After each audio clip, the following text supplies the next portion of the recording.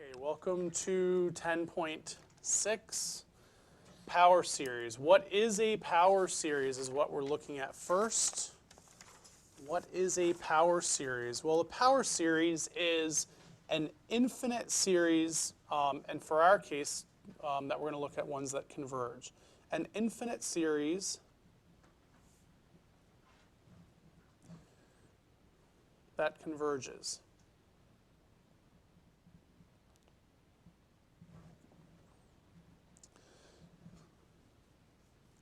These power series are often used in calculus, and you'll see them used for several things in calculus. They're also used a lot in engineering and in finance. We're going to be looking at partial sums. We're going to be using these power series to find partial sums to approximate output values.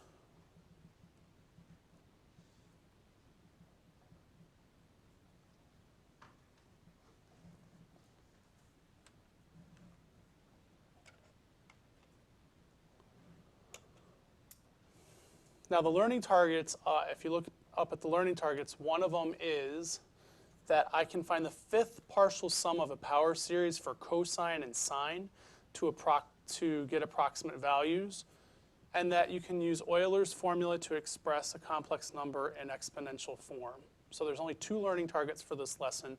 One of them is going to use a power series, or two of them are actually, the first one. What power series are described in our textbook? Well, there's a couple. These are also called Taylor series after the person who found them. These are on page 636 if you want to look at them. But we have power series for rational functions and power series for exponential functions and also for logarithmic. Think about that for a second, though. We talked about an infinite series that converges. What do you know about rational functions and exponential functions? What do they have, usually? Exponential always have it. Here's an exponential function. Asymptote, right? They have limits, right? So here's a rational function. There are asymptotes. They're not always zero. Sometimes they are. Just like in our above series that you looked, yes, letters B and C were convergent, but they didn't approach zero, and the sums actually added to more. They actually did approach zero, but the sums added to more than zero. So then we also have Trig series, which is the cosine and sine ones that we're going to look at, Trigonometric series. And so what these can be used for, there's actually several uses, but one thing that we can use these for is to find partial sums. Now, before calculators, before the high-powered calculators of today, we had what is called trigonometric slide rule. They didn't have calculator values, so they had to use these things instead. If you wanted to know the value for cosine or sine, you actually had to slide a scale to figure out what the values were. They had to be printed out for you because they weren't programmed. The calculators long ago didn't have the computer power to actually do this.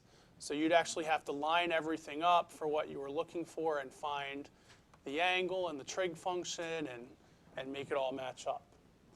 And before that, somebody actually had to find the values. It was easy to find the ones for our special right triangles. We did that in here, right, for our unit circle. But if they didn't fall on that, they had to get them either from triangles or from these power series.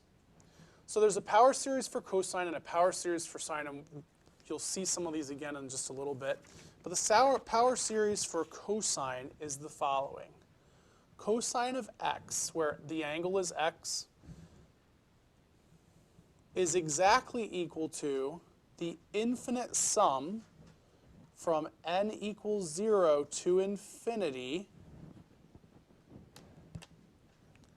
of this explicit rule. -1 to the power of n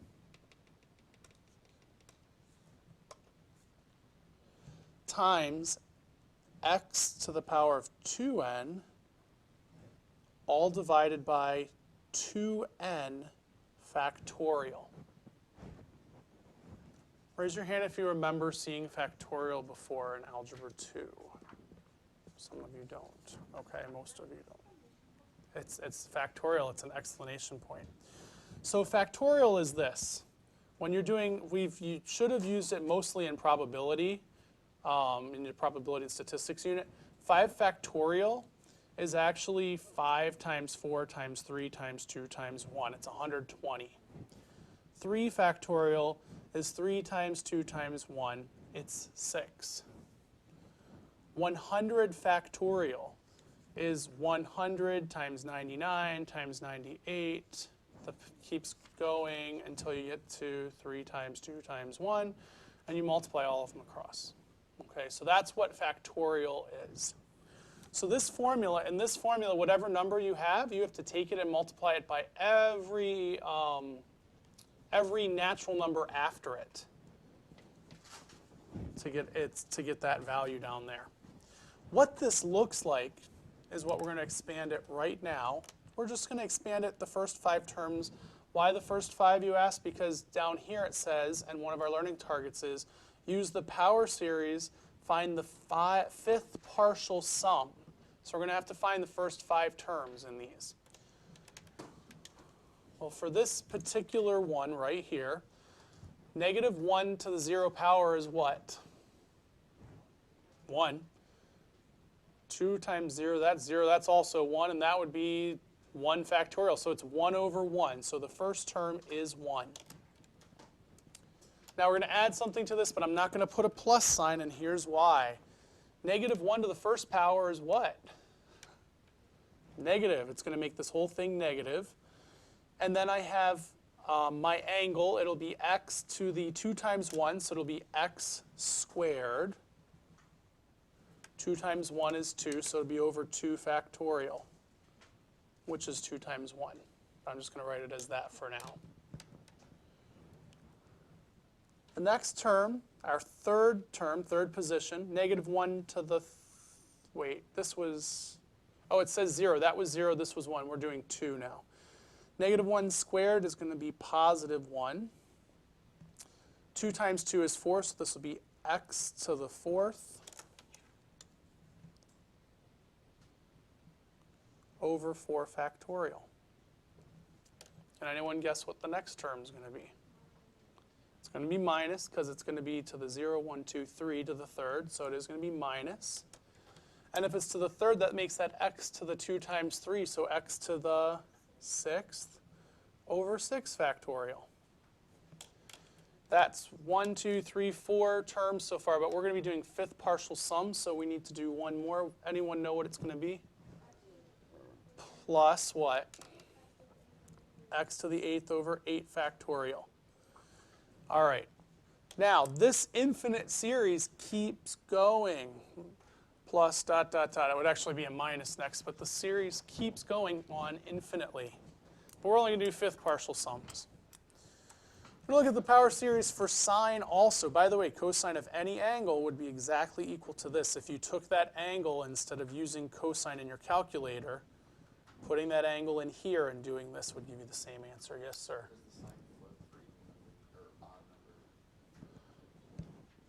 Yes, because to the 0 and even are positive, and to the odd powers only. The difference is, though, because it's 0 here, it's a little deceiving, right? This is the first power, and it ended up being a 2. So because of 2 times it. But yes, that's why the sign alternates. Absolutely. All right, there was another question, no? Okay. For sine, we have this. Sine of x is exactly equal to this power series or Taylor series from n equals 0 to infinity, this explicit rule. The explicit rule is negative 1 to the nth power times x to the 2n plus 1 over 2n plus 1 factorial.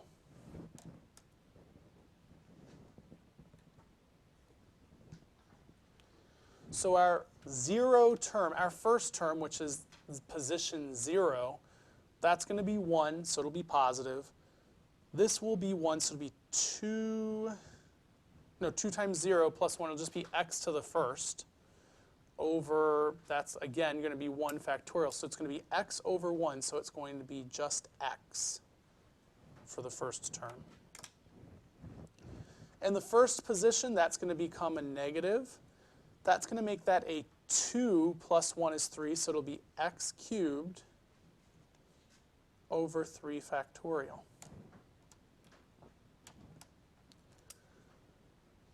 For term 2, because we did 0, 1, 2, for term 2, we're going to do that squared, which will make it positive.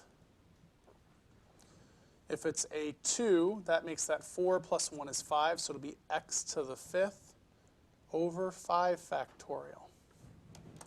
Who can tell me the next term? 7th over 7 minus x to the 7th over 7 factorial, and that gives us 1, 2, 3, 4, but we're going to be doing 5th partial sums. So we're going to do plus x to the 9th over 9 factorial, and this is going to be plus dot, dot, dot, because it's an infinite series, it keeps going. Okay, well, minus and plus. We could just put the negative on there, we could have all pluses between if we wanted, but yes. So this gives us, these are the power series for sine and cosine. Before calculators, they obviously use those slide scales because they're easier than doing this. But they could actually approximate before they programmed your calculator, they could actually use this to get the approximate values that they were going to put in. And I'll show you some of that tomorrow with the calculator tricks that we'll look at. So sine of the angle can actually be approximated just by knowing the decimal value of your angle in radians and putting into this formula. So our first learning target says find the 5th partial sum to approximate the value for the trigonometric function. So who can give me any number in our unit circle that's not on the unit circle? Within our unit circle that's not on our unit circle? Pi over 5. Pi over 2 is on the unit circle. Pi over 5 is not on the unit circle. So we're going to do cosine of pi over 5, and we'll do sine of pi over 5. So cosine of pi over 5, I mean, lucky for us today, we have high-powered calculators that can actually just give us that. Those values have been programmed into it. But if we didn't know it or we were trying to generate that, we could actually use the cosine, the power series for cosine, which is the 1 minus x squared over 2 factorial plus, right, just keeps going. But we have to do 5 terms of this. So we're actually going to have 1 minus, and I'm going to get a decimal approximation for pi over 5. I don't even need it to be in radian mode for this. I'm going to take it out 4 decimal places to the 10,000ths place, so 0.6283. So I'm going to say pi over 5 is roughly 0.6283. And I'm going to get lazy and not put the 0 in there because we have a lot of writing to do for this. So I'm going to take that number, 0.6283, and it's going to be squared and put over 2 factorial. Now in the old days, before your calculators did 2 factorial, you would have had to write out 2 times 1 and the answer 2. Plus 0.6283 to the 4th power over 4 factorial, which is 4 times 3 times 2. It's actually 24. But you don't need to do that because your calculator will do factorials for you. Minus 0.6283 to the 6th over 6 factorial, which is 720, but you don't need to know that because, again, your calculator will do it for you in a second. And plus, what is it, 0.6283 to the 8th over 8 factorial. Now when we go to put these in our calculators, we're going to want to make sure to put the factorial part in parentheses. I don't know if it's okay without it, but I'm going to put it in there just to make sure. I know by having that squared, the order of operations will square that first and then divide. Yes, sir? Isn't that the 4th value 1, 2, 3, 4, 5. It is the fourth position, but it starts at position 0, so there are 5 terms here that are being added, including the 1. Yep. So I'm going to do 1, in my calculator, I'm going to do 1 minus 0.6283 squared divided by 2, and I'm putting the 2 in parentheses because I'm going to put the factorial next to it.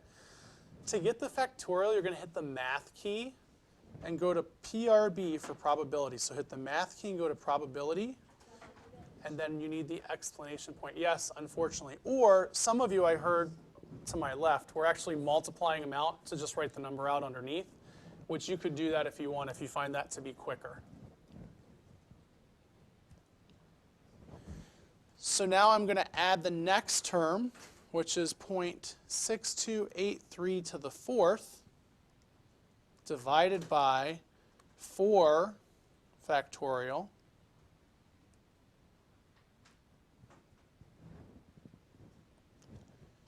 minus 0.6283 to the sixth over 6 factorial. Whoops, I forgot to put it in parentheses. 6. And our fifth one plus 0.6283 to the 8th over 8 factorial. When I hit enter, I get this decimal value, 0.8090.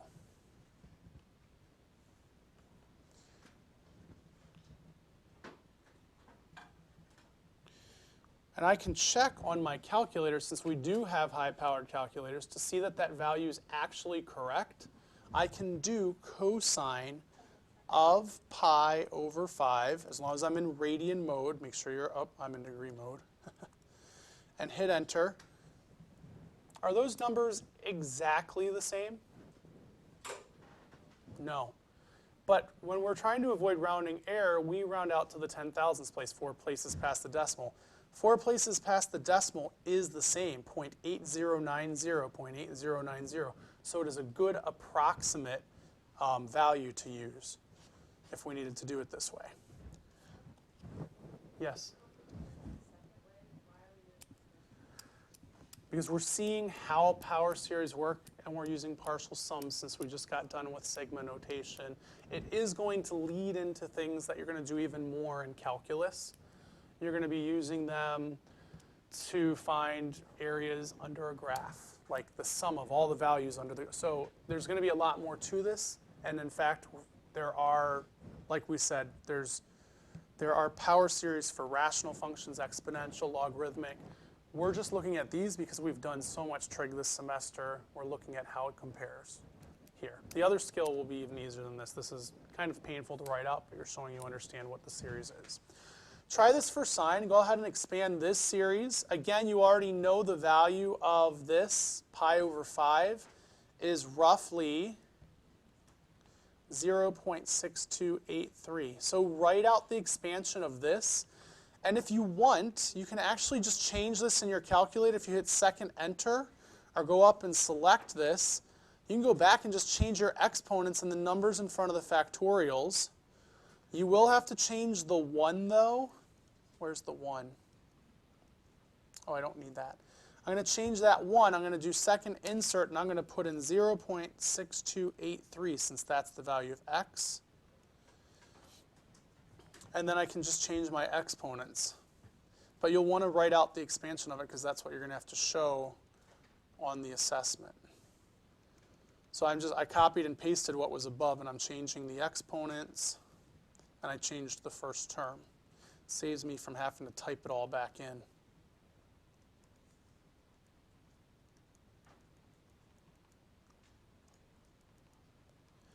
So go ahead and pause the video if you're taking this from home, and try that. See if you can write out what they are going to be and find that approximate value. So this is what you should have written out, showing that you understand the power series, that it's this, minus this, plus this, minus this, plus this. That's 1, 2, 3, 4, 5 terms. That's the fourth position, but 5 terms. And when you put it in your calculator, you should get roughly 0.58777, so 78. And if you put in sine of pi over 5, that's what we get, 0.58778, so 0.5878. The other decimals don't match up. They would if you continued more out, but we're only doing fifth partial sums to get those first four to match up. Yes? What did you want to ask? If we understand it, can we get started on the homework? There's one other skill. There's one other thing, sorry. And there's not much homework, though, so it's good. Tomorrow we're doing some calculator tricks, so even if you had to finish it up tomorrow, you're going to be okay. No. Euler's formula. This dude's name looks like Euler's, but it's actually pronounced Euler's. Okay? And this is his formula. Apparently I wrote it down wrong in third hour today. I jumped ahead in the notes. It's e to the I pi plus 1 equals 0. He has another very famous formula, but this is like math geeks around the world. This is like their all-time favorite formula. Oh, it looks fun. Why is it their all-time favorite formula? Well, it has Euler's number in it. Sorry. Euler's number is the base of all natural logarithms. E isn't a number, though. Yes, it is. Put it in your calculator. Okay. It's number. It goes with the L. It is a number. Yes, it's e to the x is the inverse of the natural log. It's base e. So take a look at this. E to the first, 2.71828. So it's roughly 2.7183. Euler's number. It's kind of like pi. They're both irrational, but both very cool. So let's take a look. The other reason they love it, it has I in it. What's I? Imaginary number. The square root of -1. And of course it has pi, and my computer was being crazy, so I couldn't type pi in. So I'm just going to put pi, which we all know is 3.14 with 1.5. Well, you know more. I'm just putting that in. But you're right. And then 0 and 1, which are the base numbers. I had a college professor who knew the first, 3,000 digits. It was insane. Base numbers for addition and subtraction, respectively.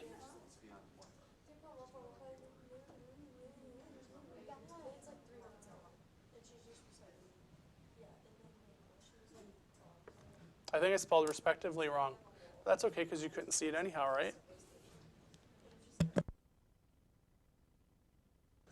All right. So this is his formula, and in fact, it gives us e to the I pi equals 1 is another way we could, or equals -1, which we could write if we wanted to. Now, this actually led Euler to derive, how did he derive this formula? Well, he actually derived another thing that we're going to be looking at in a second, which comes from the Taylor series, which is another name for power series for e to the x. We didn't study this formula, and you don't need to know this one right now. You will when you get to calculus. But basically, it's this.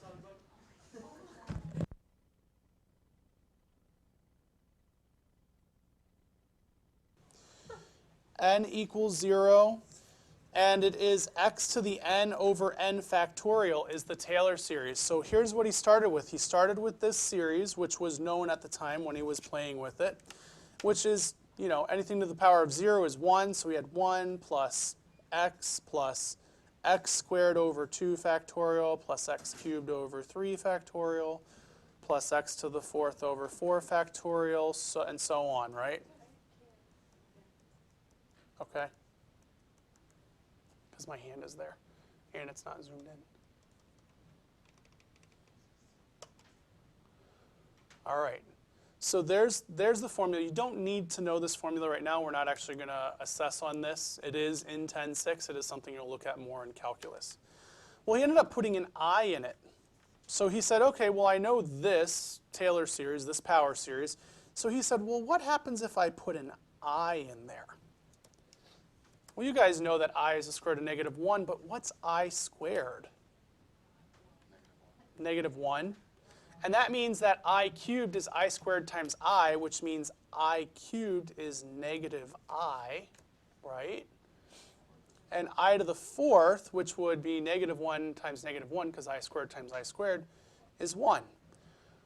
So what happened is when he did this, he put in the I in there, and that gave him 1 plus ix plus ix squared over 2 factorial plus ix cubed over 3 factorial plus ix to the fourth over 4 factorial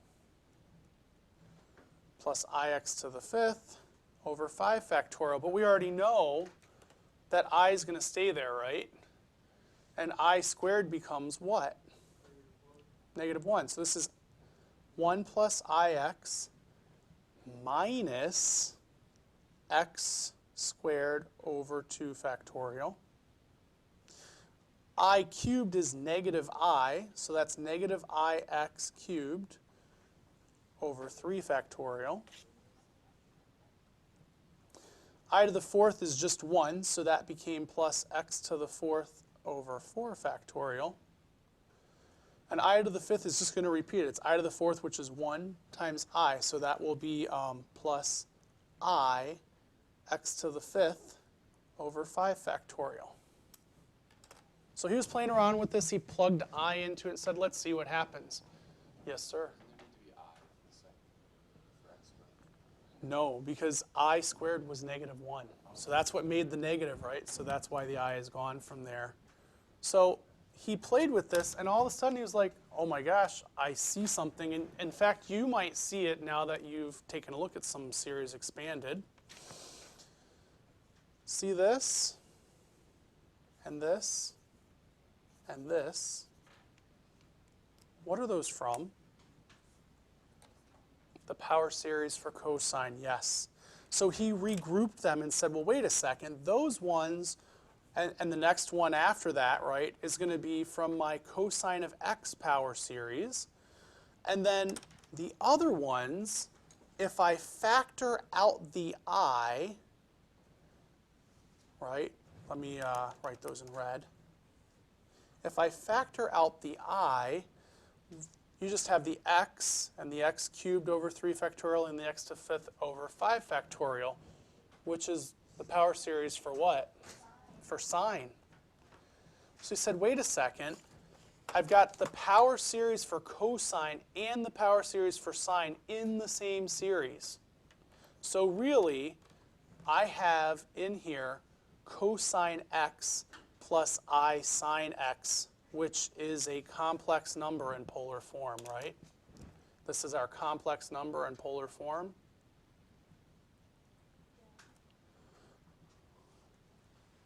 So what he came to the conclusion was that, sorry, let me slide this over a little bit.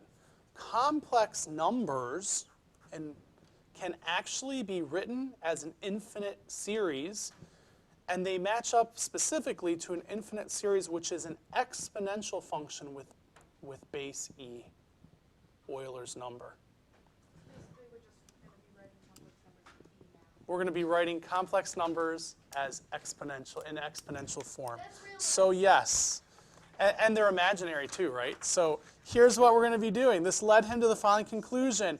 This was a light bulb moment, and I realize some of you, for some of us, our light bulbs kind of burnt out earlier in the semester. But here's our light bulb moment, or his light bulb moment. Complex numbers can be written, and this was like a crazy idea at the time, in exponential form.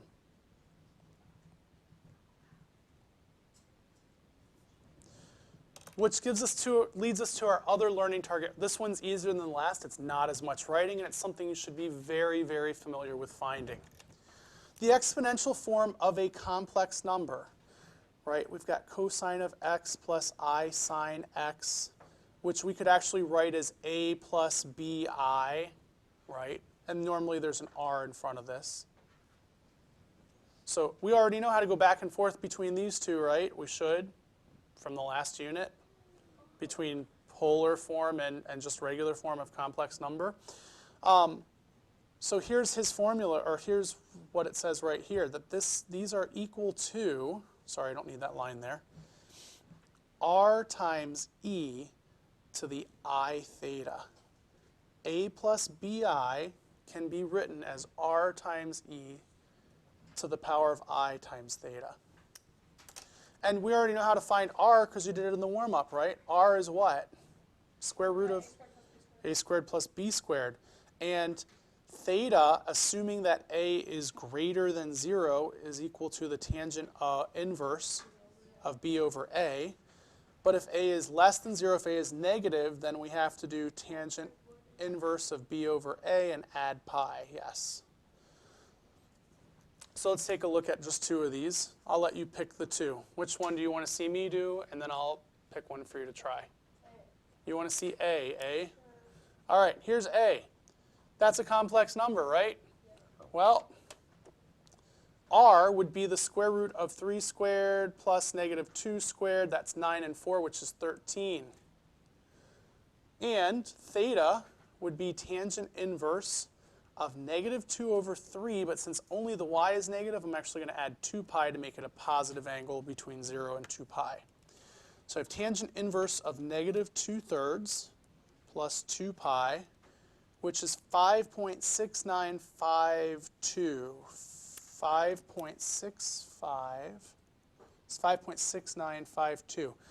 Notice this is not on our unit circle. Negative 2/3 isn't on our unit circle, or else I would use an exact value. So this gives me, this is equivalent to square root of 13 times e to the 5.6952i. That exponential number is equivalent to this complex number. They're just a different way of writing it, but they're exactly equal. Try letter E for effort. See what you get for letter E.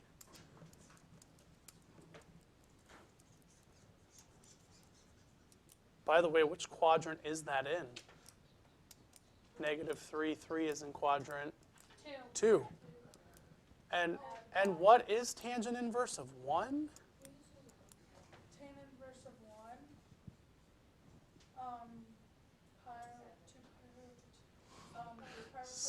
Square root of Square root of 2 over 2. over 2. So my theta would have been square root of 2 over 2. Oh, no, it's not. It's, sorry, not square root of 2. That's sine value. No, it would be pi over 4, right? Pi over 4. Because on our unit circle, 1 is pi over 4, but we're over here. So it is going to be 5 pi over 4. So we have your radius. What is your radius? Square root of 18, which can be broken down to 3 square roots of 2 times e to the 5/4 I pi.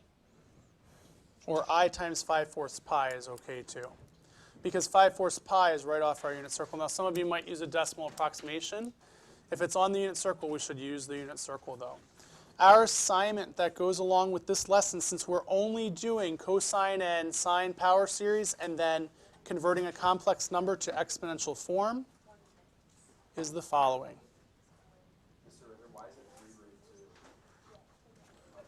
Because square root of 18 would be 9 times 2. Square root of 9 is 3.